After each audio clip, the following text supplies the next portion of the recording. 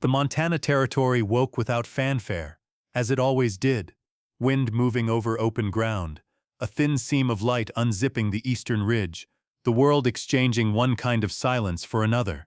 At Dry Creek Ranch, the day began with the windmill's slow groan and the soft clink of bit against tooth as a horse mouthed iron. A man learned to hear those sounds, the way sailors hear rope under strain. They told him what kind of day he'd get. Caleb Wren had been up since the dark still had weight. He moved through the barn by touch and habit, hand on a beam polished by years of shoulders, boot angled so a board wouldn't complain. He tightened the cinch on his buckskin gelding and checked the old tear at the near stirrup he kept meaning to repair. The smell of oiled leather and sun-dried hay had a way of setting the mind. You could build a whole morning on it. Bristle, his cattle dog, half spine, half intention, paced the aisle ahead of him, sniffing and listening as if the barn had secrets he was charged to keep. They stepped into thin dawn. The air held the aftertaste of a night shower. Sage sharp as tonic. Dirt damp enough to darken a boot. The gelding blew a breath that ghosted in the cool. And then they were moving, hooves knocking a slow music out of the yard's hardpan. Caleb aimed for the lower pasture to survey what wind had worried, counting posts and checking the cottonwood that liked to shed limbs whenever it pleased. His mind went to the usual lists: wire to stretch, a gate latch that stuck, salt to drag to the far trough. It was a morning meant for small, honest work. Bristle shifted. The change was subtle at first. Head higher, ears forward, trot tightened to a stalk.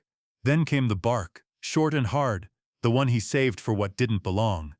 Caleb turned in the saddle.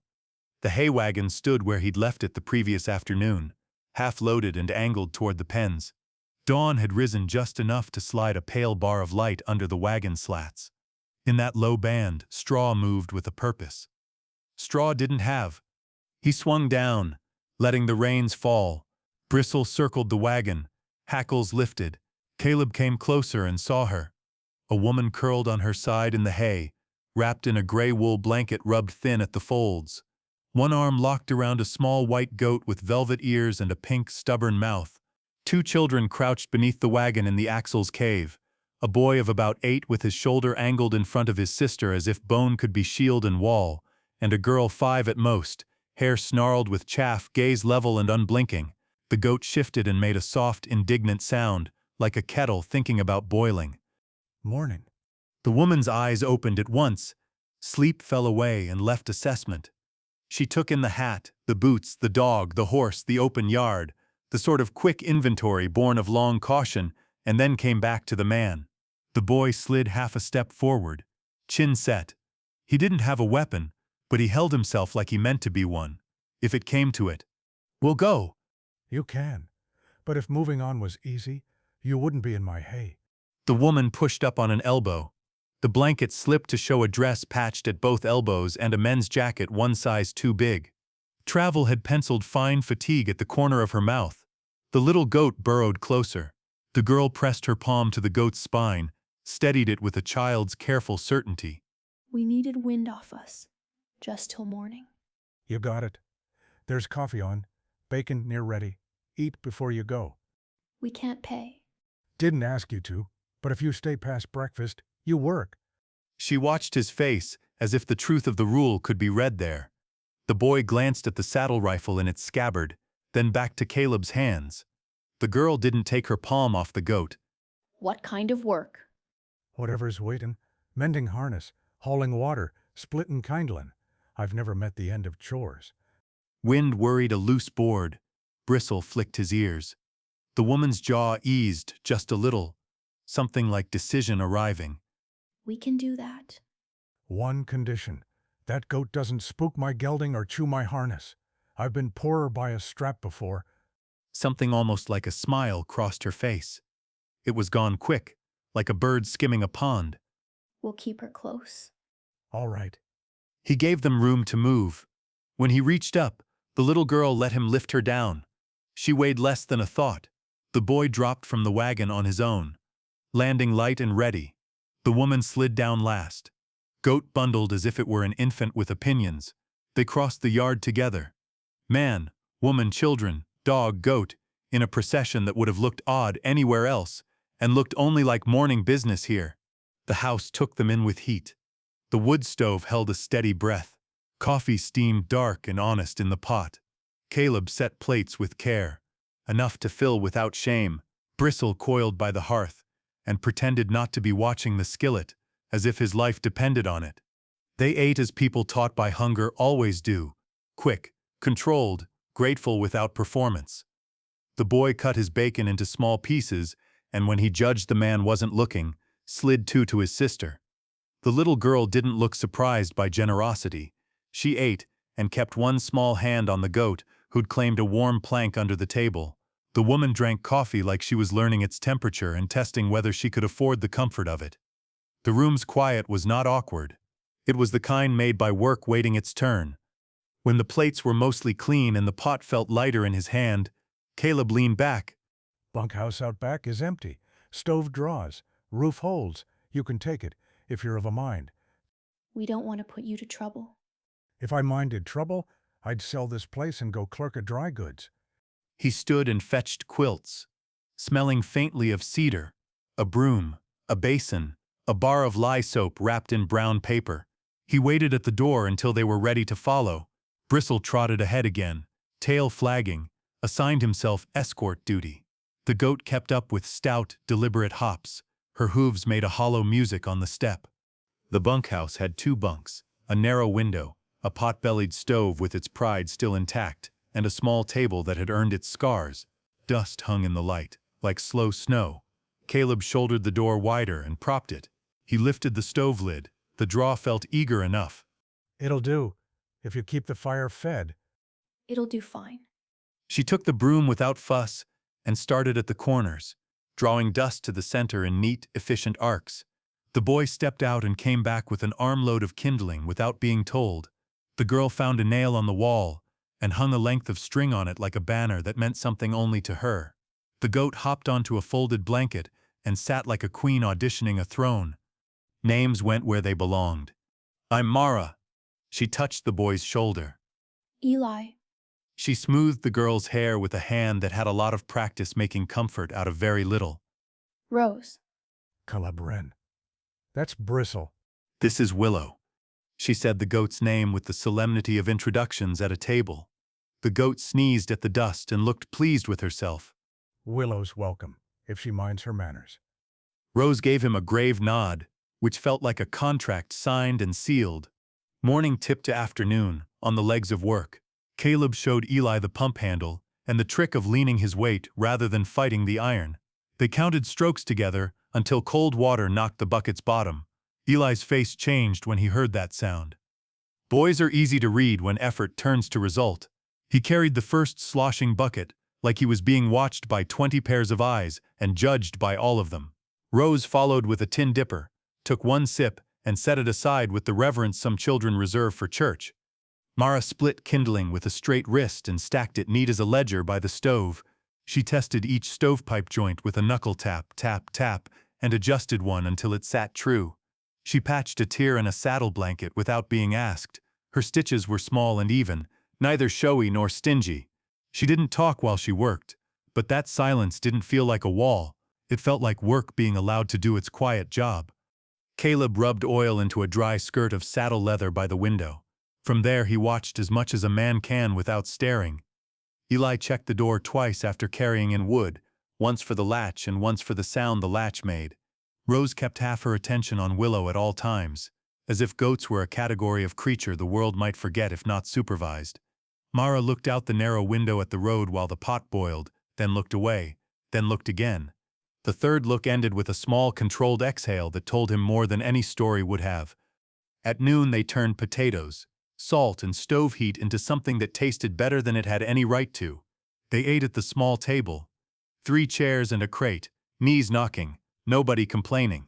Caleb asked no questions that wanted history. The territory had taught him you could drive a nail with curiosity, but you could also split the board. The day would say what it meant in its own time. After, he took Eli out to the corral. 2 steady geldings lifted their heads, ears forward, eyes soft and shrewd. You ride? A little. A little will do. He showed the boy how to approach at the shoulder, hand open and low, voice even. Eli mirrored the movements with a focus that made the horse relax. Caleb put the lead rope in his hands and stepped back. The boy stood a touch taller. Some things you can give a child with words.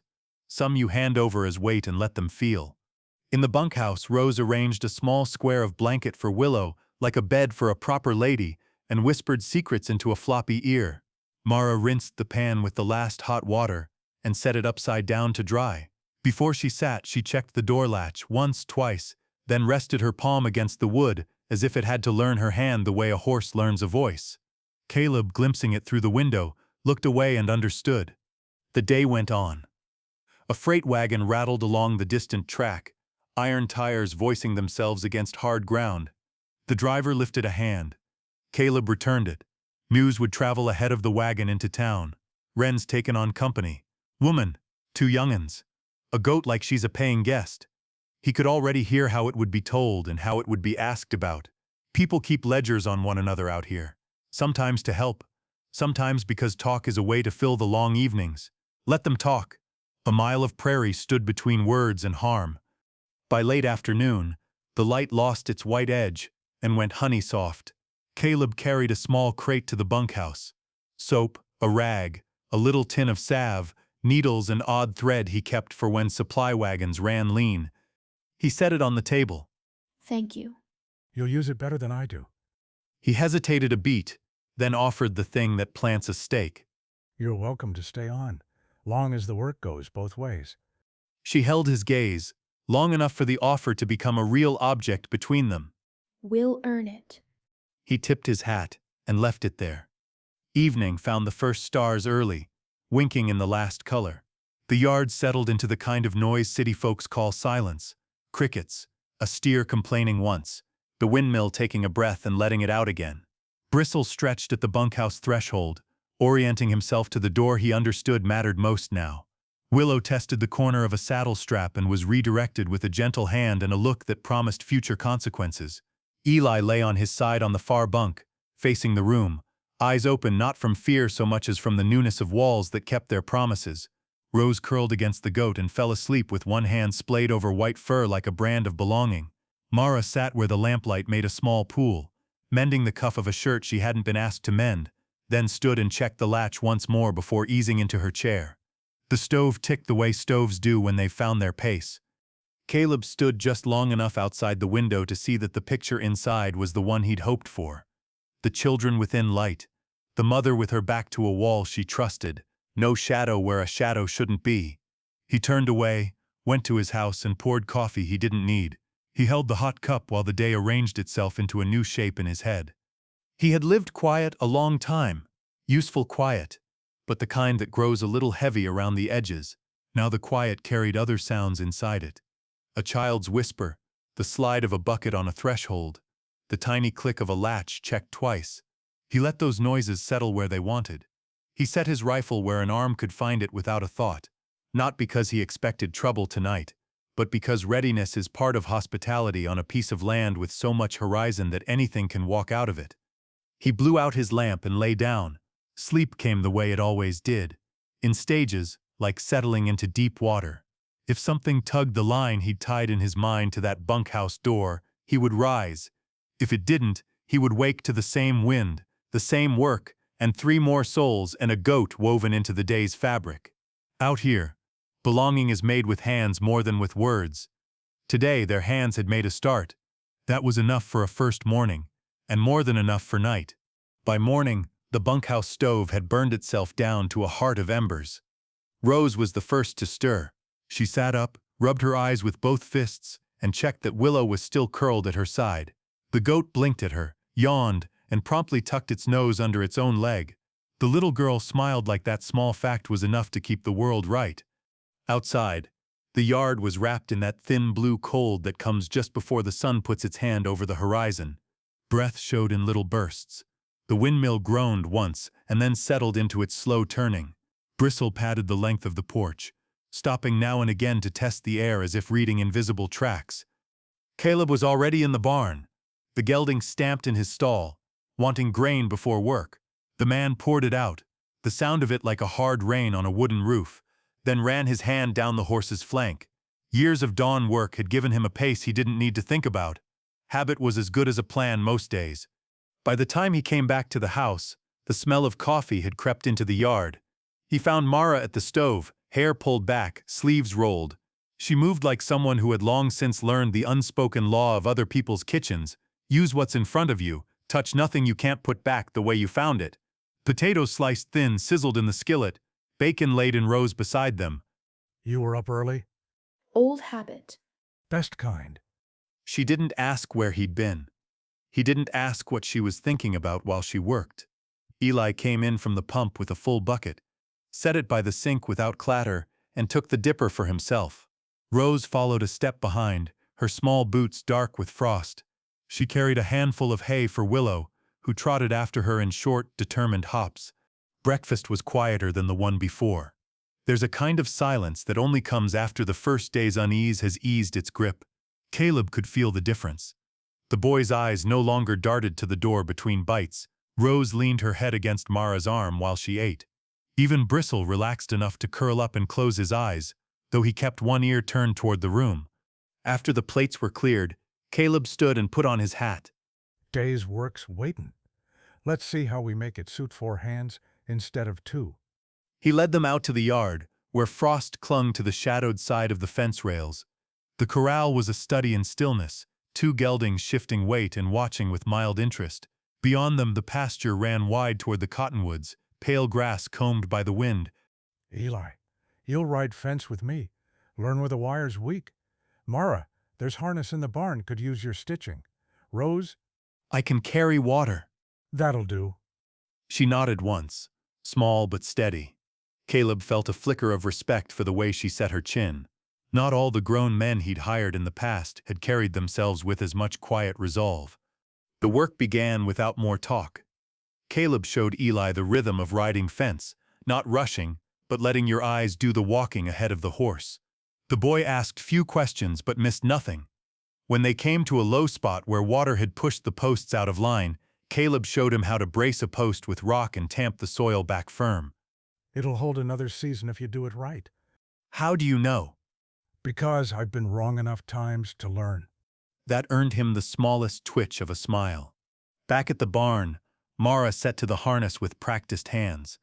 She worked the awl through dry leather, her stitches even and unhurried. Caleb passed through once to fetch nails and saw her tie off the thread without wasting an inch. She didn't look up, but he could tell she knew he'd noticed. Rose made her rounds between the pump and the bunkhouse, carrying the tin dipper in both hands so it wouldn't slosh. Willow followed her faithfully, except for one moment when the goat paused to nose at a dangling rope. Rose tugged it free with a frown of such authority that Caleb, watching from a distance, felt certain the goat would think twice before testing her again. By midday, the sun had softened the ground enough to leave boot prints. The 4 of them met in the yard for a short meal: bread, beans, and a jar of preserved peaches Caleb had put up last summer. Rose's eyes widened at the sight of the fruit, but she waited until Mara nodded before taking any. Eli chewed in that slow way boys do when they're not sure if the work is done or just paused. After we eat, Eli and I'll haul salt to the far trough. Mara, the barn roof could use checking before the thaw sets in. I can do that. You'll need to mind the north edge, slippery this time of year. I've been higher and worse. She said it without challenge, just a statement of fact, and he believed her. The afternoon stretched long. They hauled sacks of salt over rough ground, the sled runners hissing against frost-hardened grass. The wind came up from the west, carrying the faint scent of wood smoke from somewhere too far to see. Eli leaned into the work without complaint, though his shoulders ached by the time they tipped the salt into the trough. On the way back, Caleb reined in and looked out across the pasture. You see how the grass runs here? Low, brown, thin? Yes, sir. That's where the herd'll go first in spring. It greens quicker, means it gets eaten down before the rest's ready. You keep an eye and shift 'em before it's bare, or you'll lose the season. I'll remember. There was no boasting in the boy's tone, just a simple acceptance of the lesson, as if it were a tool handed to him. At the barn, Mara was just climbing down from the roof. She landed light, brushed dust from her palms, and reported the north edge secure. Rose sat on the top rail of the corral, humming to Willow, who nosed at her boots. They finished the day's work in the dimming light, stacking the last of the wood by the bunkhouse, and checking the latch on the west gate. As the first stars blinked awake, the yard settled into its evening sounds, the low murmur of livestock, the clink of metal cooling, Bristle's nails on the porch boards. Inside the bunkhouse, Mara set supper on the table, stew thick with potatoes and carrots, the broth deep and rich from long simmering. They ate with the easy appetite earned by a full day. Caleb didn't fill the quiet with questions. The territory had its own way of drawing stories out, if they were meant to be told. After the dishes were cleared, he stood in the doorway, hat in hand. Caleb, there's two things to know if you're staying on. First, work starts with daylight, ends when the job's done. Second, Dry Creek's ours to keep, but we're not the only ones riding it. Strangers pass through. Some are fine, some aren't. You keep your eyes open, Understood. then we'll get along. He stepped out into the night. The stars were sharp, the kind that make you think of ice and distance. From the porch he could hear the faint murmur of Mara's voice as she said something to her children, the softer reply of Eli, and the high, clear giggle of Rose at whatever came next. Willow gave a single, contented bleat. Caleb looked toward the dark line of the hills. The horizon was clean tonight, but in the territory, that could change faster than a man could saddle a horse. And some changes didn't announce themselves at all. The next morning came in with a thin frost, silvering the yard and a wind sharp enough to make the windmill groan like a tired mule. The kind of cold that told you winter still had one last hand to play before spring. Caleb pulled on his coat and stepped out onto the porch, mug in hand. Steam curled from the coffee, vanishing into the pale air. The bunkhouse door stood half open. That was unusual. Mara wasn't careless with things like that. Through the crack he saw Rose sitting on the step, boots still unlaced, watching Bristle sniff the yard. Willow stood beside her, chewing on a length of rope with stubborn satisfaction.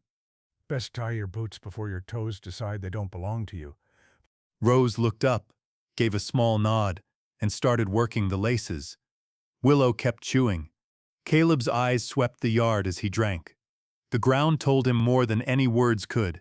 2 sets of tracks led to the barn. 1 human, 1 goat, and a third, faint but fresh, cut across the yard from the direction of the road. The prints were spaced wide. Whoever had made them was tall and walking with purpose. In the barn, Mara stood by the tack wall, checking the stitching she'd done the day before. Eli was at the far end, brushing down the gelding with slow, even strokes. Both looked up when Caleb came in. Anyone come by this morning? No one I saw. There's tracks from the road, fresh. Eli's brush slowed. Mara's gaze flicked toward the barn door, then back to Caleb. Could be a neighbor. Could be. He didn't say the rest. Neighbors didn't usually walk in from the road without calling out, and they didn't leave before daylight without a word. After breakfast, Caleb saddled the gelding and followed the tracks. Bristle went ahead, nose low, weaving slightly as he read the trail. The prints led to the south pasture fence, stopped for a moment at a post, then turned back toward the road. No sign of damage, no sign of anything taken, but whoever it was had stood there long enough to leave deeper impressions, as though looking out over the land. He followed the trail to the road itself. From there it disappeared into the hard-packed earth where wagon wheels had long since erased finer details. Caleb sat in the saddle a moment, looking both ways down the empty stretch. The horizon was clean, but the feeling in his gut wasn't. When he got back, Mara was hauling water from the pump, Rose trailing her with a small bucket for Willow. Eli was stacking split wood by the barn. Caleb dismounted, loosened the girth, and hung the bridle. South fence is fine. Tracks ended at the road. You think they'll be back? If they wanted something, maybe. He saw her jaw tighten. Just for a moment. The day went on, the work filling the hours the way it always did. But the air felt different, like the space between the house and barn had grown wider somehow. Caleb caught Mara glancing toward the road more than once. Eli stayed closer to the bunkhouse, and Rose kept Willow within reach at all times. By late afternoon, clouds had rolled in from the west, low and heavy. Caleb was in the barn checking a saddle girth when Bristle barked, sharp and sudden. Caleb stepped outside.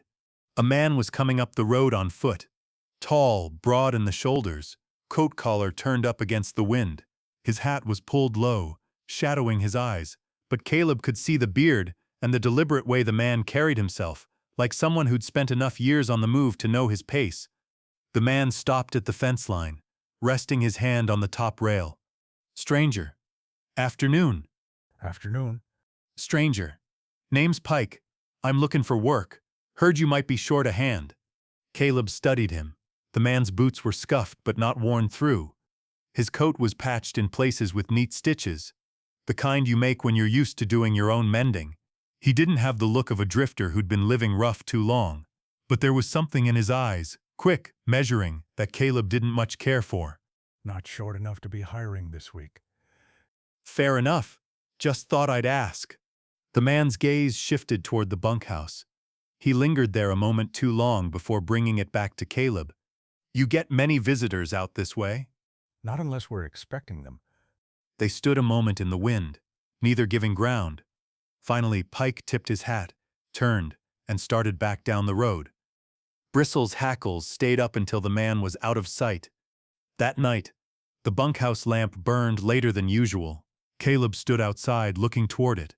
The light inside caught on Mara's profile as she bent over some sewing.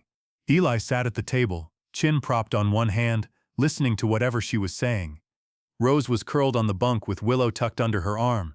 It was a picture that looked steady from the outside, but Caleb knew better. When he finally turned in, he set his rifle closer to the bed than usual. Not because trouble was certain, but because trouble often liked to start when you decided it wasn't. The wind shifted after sundown, swinging north and picking up the smell of something distant, wood smoke maybe, or a campfire just over the ridge. The sky was clear, and the stars came on hard and bright, crowding close enough to feel like you could touch them. Caleb didn't trust skies like that. They made the night seem quieter than it really was, like the dark was holding its breath. The bunkhouse lamp went out a little after 9. He'd seen Mara check the latch twice, then hang a blanket over the window so the cold wouldn't creep through the glass. Eli had carried in extra wood before bedding down. Rose had coaxed Willow into her blanket nest and whispered whatever nightly bargain she made to keep the goat from wandering. Caleb sat at his kitchen table with the rifle across his lap. The coffee had gone cold, but he wasn't drinking it for the warmth anymore. Bristle lay by the door, eyes half closed but ears twitching at every small sound. It was near midnight when Bristle stood without a sound. Body taut, nose angled toward the yard. Caleb followed his gaze. Out past the corral. Something moved, slow, deliberate, too slow for a coyote, too steady for a stray horse. He slid the door open just enough to step through, boots quiet on the packed earth. The cold bit through his shirt, but he didn't notice. The shadow came clearer as it neared the fence line. A man, tall, moving with the same sure stride he'd seen earlier that week. Pike. The stranger didn't head for the barn or the main house. He angled straight toward the bunkhouse. You're trespassing. Pike froze. Even in the dark, Caleb could see the way his head turned. Finding him. Just passing through. Saw a light earlier. Thought I'd ask if you had any extra blankets for the night. Blankets don't usually bring a man to the bunkhouse door instead of the house. Pike didn't answer. His eyes flicked toward the door as though weighing the time it'd take to cross the last few yards. I'll save you the trouble. Turn around. Road's that way. Huge. You aim to tell me I can't stand here. I'm telling you to start walking before I decide standing. Here's a bad idea. For a long moment, neither moved. The only sound was the creak of the windmill in the dark. Then Pike smiled, slow without warmth, and stepped back from the fence. Suit yourself, Wren. See you around. You won't. The man turned and melted into the dark, the sound of his boots fading on the frozen ground. Caleb waited until the night swallowed him whole, before lowering the rifle. He crossed to the bunkhouse. The blanket still hung over the window, but the faint shuffle inside told him someone had been listening. The door opened before he could knock. Mara stood there, hair loose around her shoulders, eyes hard. Who was it? A man who's not coming back. He will. You know him? No. But I know the look. Men who walk into your night without knocking. They're not done until they take something. Behind her, Eli stood barefoot on the boards, jaw tight. Rose sat up in the bunk, Willow pressed against her legs, wide-eyed but silent. Go back to sleep. I'll keep watch. So will I. You've got your hands full in here. Let me worry about the yard. She didn't argue, but she didn't soften either, just nodded once and closed the door. The rest of the night stretched out long and thin. Caleb walked the fence line twice, Bristle pacing ahead like a shadow with teeth. He stopped once at the south pasture to scan the road, but it lay empty under the stars. By dawn the yard was still, the frost thick enough to crack under his boots. At breakfast, no one mentioned Pike, but there was a tightness in the air that hadn't been there before. Eli kept glancing toward the window. Rose stayed close to Mara, only leaving her side to feed Willow. Mara ate without speaking, her shoulders squared as if bracing against something unseen. After the meal, Caleb spoke without looking up from his coffee. I'll be in town this afternoon. Need supplies. I want you three to stay close to the bunkhouse till I get back. You think he's still around? I think I'd rather be sure than sorry. Eli set his fork down. I can keep watch. Your job's to keep your sister safe. Let me do mine. The boy nodded, but the set of his jaw told Caleb he'd still be listening for every sound outside. By mid-morning, Caleb had the wagon hitched and was rolling toward town. The road stretched out ahead, ruts frozen hard. His eyes kept scanning the hills and fence lines. The wind carried no sign of smoke this time, but he didn't relax. In town, he bought flour, coffee, salt, and a few extra rounds for the Winchester. On his way out, he caught sight of a man at the far end of the street. Tall, coat collar turned up, hat low, Pike. Standing just outside the blacksmith's, watching the street with the kind of stillness that draws the eye. Their gazes met across the distance. Pike tipped his hat in a slow, mocking arc. Caleb didn't return it. He drove out of town without looking back. But the feeling followed him all the way home. The day Pike followed him home was clear and brittle. The sky washed pale as old denim. Caleb saw him in the distance before the wagon had even topped the last rise, tall against the fence line, leaning like a man with all the time in the world. Caleb didn't stop. He drove the wagon into the yard, unhitched the team, and carried the sacks of flour to the house. By the time he came back out, Pike had stepped inside the gate, closing the distance with a slow, measured stride. Pike, you've been busy, Wren. You've been too close to my fence. Pike, noticed you've got new company. Woman, kids, goat. They're under my roof. That's all you need to know. Pike smiled, thin and crooked, like a blade that had been bent. Pike, you take in strays often? Only the ones worth keeping. Pike, Mara's not yours to keep. The words came easy to him. Too easy, like they'd been practiced. She's not yours to take. Pike's eyes narrowed. Pike, you don't know what she's running from. I don't have to. I know what she's found here. The barn door creaked. Mara stepped out. Eli close behind, Rose holding Willow in her arms. Her face was pale, but her voice was steady. You don't belong here, Pike. Pike, you and the kids do, back where you came from. Man you left behind says you owe him.